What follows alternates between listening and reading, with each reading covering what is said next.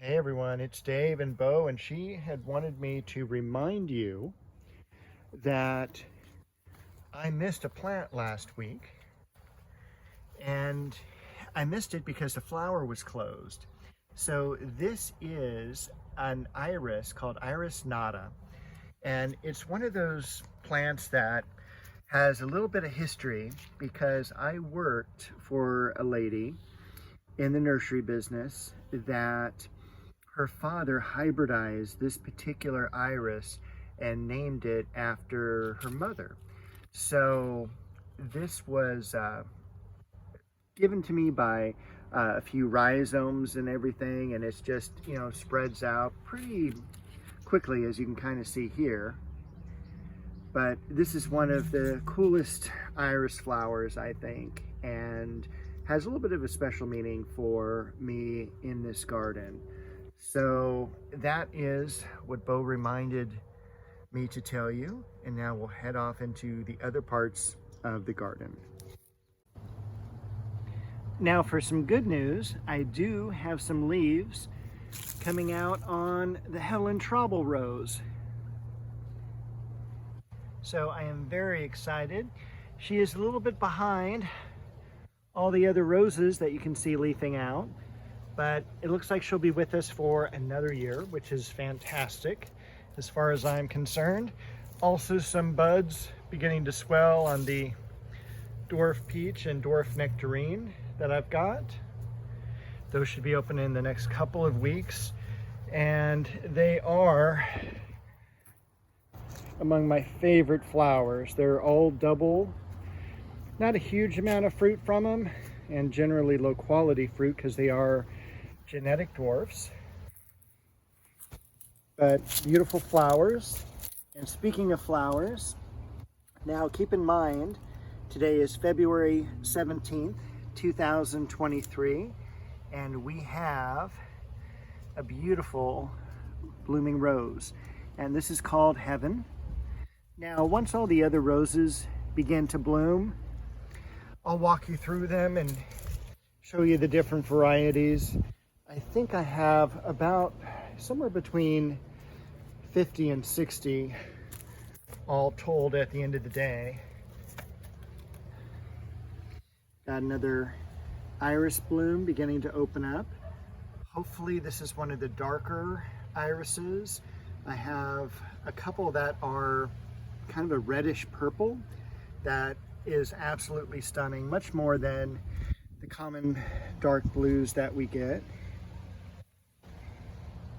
The catmint, the antique viola. That is a mirror plant. It's a variety of Caprasma.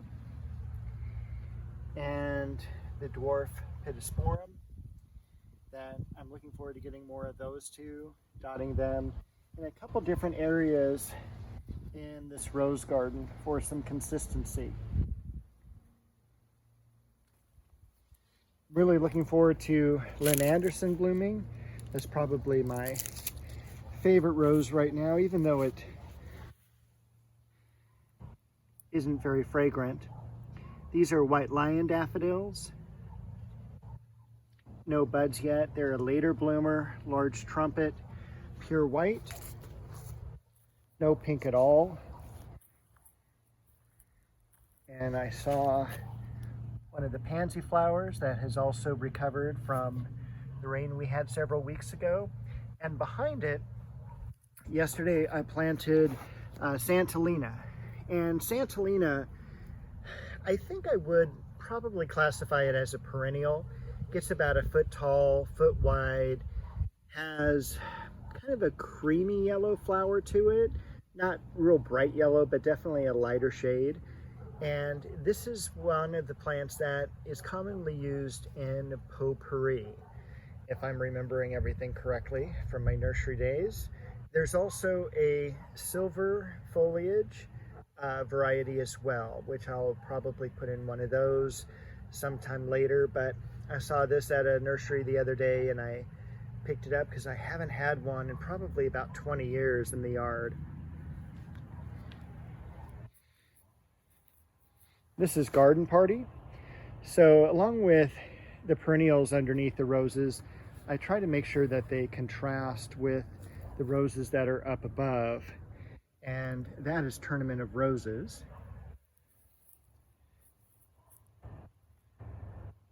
The hollyhocks and foxglove are doing well, as is the leonotis, as it continues to leaf out. And I think I saw a wild cat around here. I did. She's still out here enjoying what sun we have today. It is kind of chilly. We had a couple nights of frost as well, which is, even though it's February here near Los Angeles, it's pretty late for us to get a frost. But we dove down into the mid-30s. You'll see I planted some delphinium around the cat. And we've also got a few plants of lisianthus coming up. And what had happened was I had them in a 6-pack still from last summer. They never got planted. And I just cut them back and put them in the ground. It's the Viola. And I am really excited about the Philadelphus there, the twigs, the Eastern Mock Orange. And look at all those Larkspur that I just put in last week. They've already grown a couple of inches, so I'm very excited.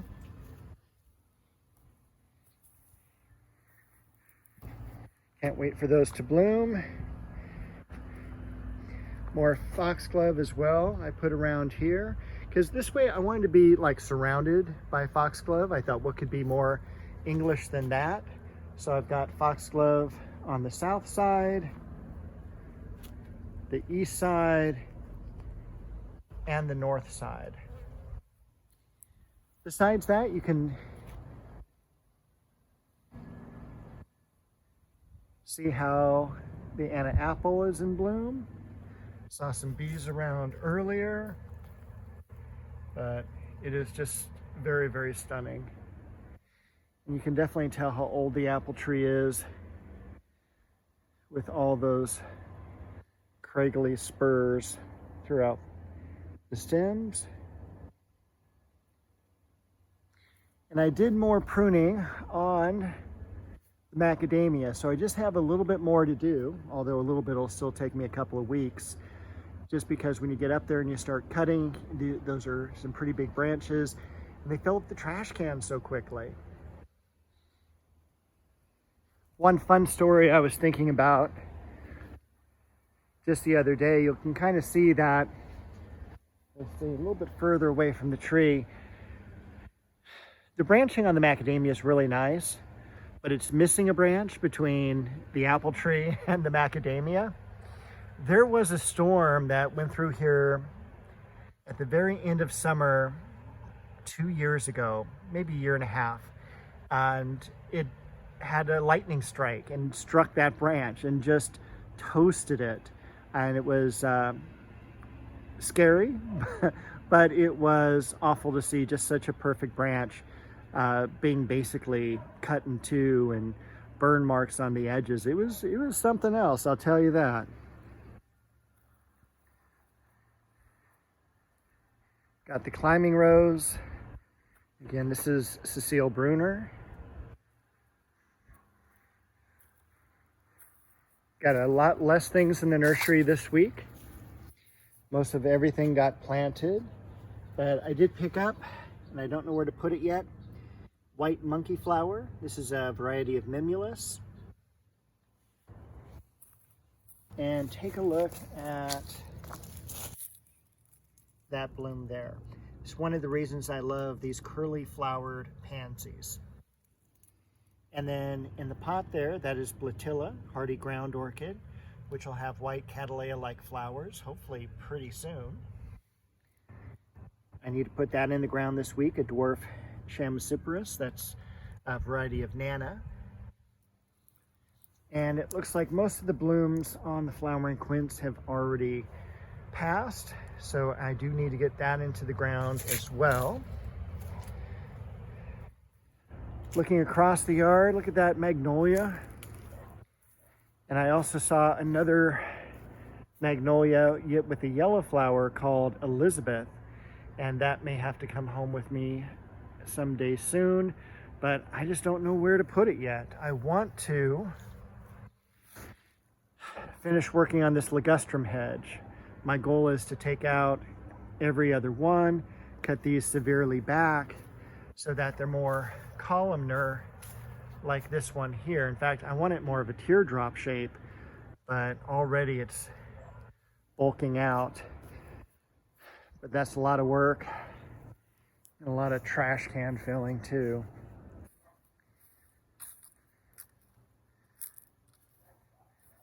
I did get some of the February silver daffodils to come into bloom this week.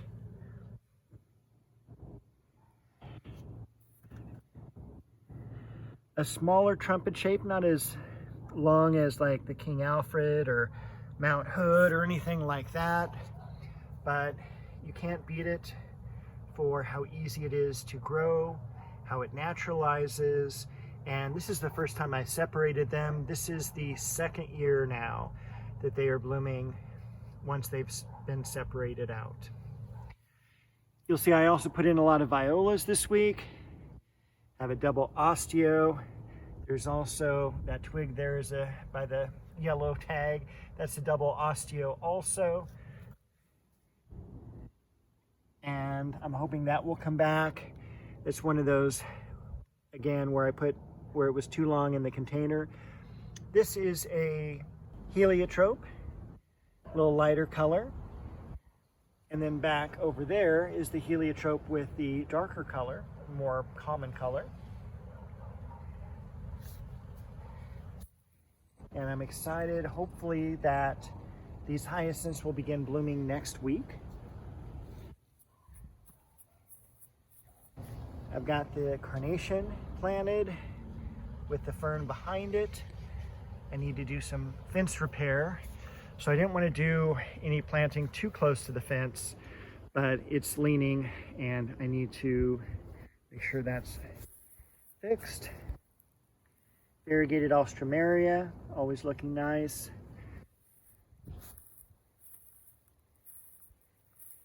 And the other day I was down over here and looking at how much that fern has spread. And this was just a 1 gallon container last year. This is not even 18 months of growth on it. So I gotta get in and definitely restrict its growth before it takes over. I'm not sure if this is a Carex or not, but it has sure done fantastic for me over the past couple years. Daylily in the back left, front right is Amaryllis belladonna, our western Pittosporum tobira mock orange. Looking forward to those blooms opening as well. And I need to get back into the back here and get those dead flowers pulled off and the weeds pulled out. There's another daylily back in there. And look at this oxalis. And even though this is truly a weed, it sure does look nice with that sharp yellow. This is the ornamental oxalis that you would actually buy, that's more in the pink shades. And if that was blue, I apologize since I'm colorblind. Look at those Lycosium.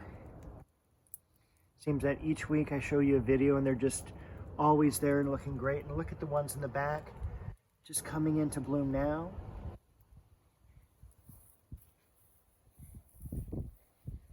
Got the lavender. And then over here, I just started putting in a brick planter around the edge of the patio. It'll also go around the magnolia and meet at that arbor. I got the Society garlic cut back. Got the dianthus. And just a really sharp daffodil flower there. Wonderful contrast. Look at all those blooms on the pink breath of heaven or diosma. And then here is that other side of the magnolia.